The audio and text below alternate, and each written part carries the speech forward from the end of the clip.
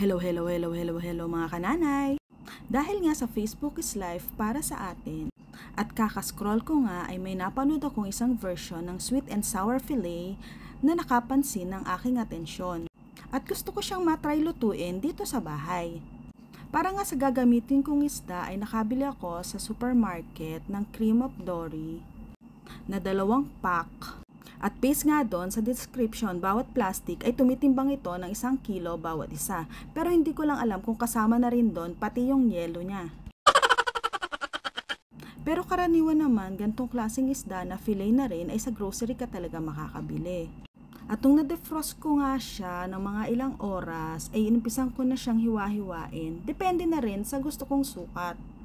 At pagkatapos nga ay tinimplahan ko na siya ng pampalasa gaya ng asin at ng paminta. At itinabi ko muna para ma-absorb niya ang mga pampalasa. At habang nakamarinate naman ng isda ay magluluto naman ako ng pampartner niyang gulay. Meron nga akong nakita sa bahay na gantong klaseng sayote na parang tutubo na pero iba pa rin ang naiisip ko pag nakikita ko yung ganyang itsura. Parang nakadilang charing. At bumili na rin ako ng repolyo para hindi naman malungkot si sayote habang nasa kawali. Simpleng gisa-gisa lang naman ang gagawin natin. Uunahin natin tong sibuyas. Sunod naman natin tong bawang at itong oyster sauce para naman magkaroon ng lasa. Pakuluan lang natin ng konti at unahin natin tong sayote. Timplahan na natin ng ibang pampalasa gaya ng magic sarap, paminta at naglagay na rin ako ng tubig para sa pagpapakulo ng sayote natin. Pag malambot na, isunod na natin tong ating mga hiniwang repolyo. At ilagay naman natin tong ginawa nating slurry. Mixture to ng tubig at ng cornstarch para na rin sa pampalapot at hintayin na natin siyang maluto at ready na. Less than an hour after, lagyan natin ng 3 tablespoon ng cornstarch at 2 puti ng itlog. At imekos-mekos lang natin mga insan para ready na tayo sa pagpiprito ng ating fillet. Pag mainit na ang ating mantika ay ilagay na natin isa-isa ang ating mga piprituhin. Golden brown nga pala ang gusto kong luto dito para siguradong lutong-luto pati hanggang sa loob. At sa pinakahuling part nga ng ating pagpiprito ay isasabay na natin ang bawang, sibuyas na puti, red and green bell pepper. Sa mga gulay naman nating nilagay ay i-half cook lang natin ito. Ang sabi nga ni Miss Catering, mas makakatipid daw sa gasol kung puro half cook lang.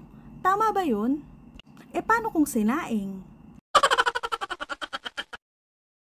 At para naman sa sauce niya, from the same kawali na pinagpirituhan natin ay doon na rin tayo gagawa ng sauce. Lagyan lang natin ng konting mantika.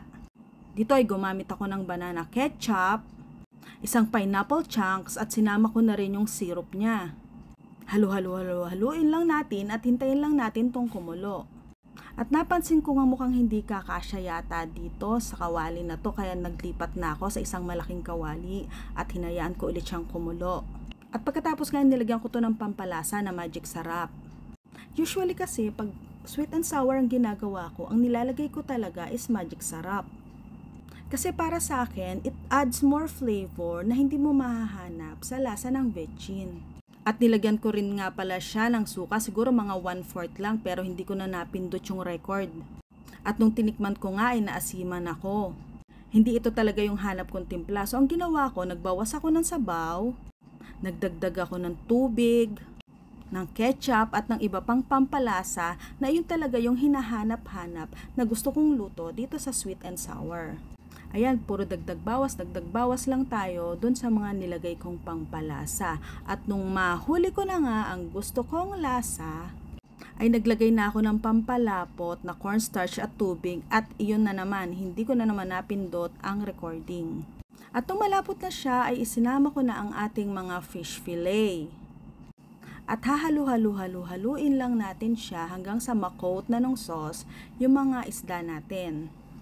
At charan! Ayan na ang ating finished product. Ayan na, oras na ng tikiman. O diba mukhang in-order mo na sa mamahaling restaurant? So bakit gagastos ka pa ng mahal kung kaya mo namang gawin sa bahay?